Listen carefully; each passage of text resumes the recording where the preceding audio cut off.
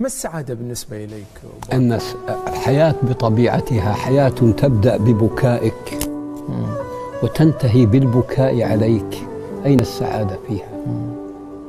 إذن وهل البشر اللي عايشين منذ آلاف السنين إنهم يمثلون السعادة على مسرح النسيان، إما بالمال أو بالعلم أو بالدين أو بالموروث.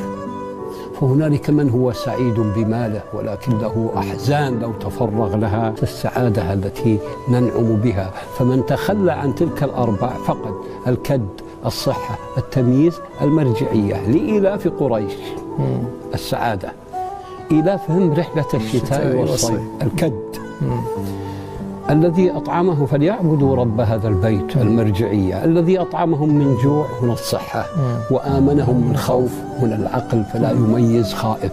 لذلك أنا أرى الحياة بين البكائين أحيا، والحياة قصيرة، فهل آن لي أن أستبين لذلك؟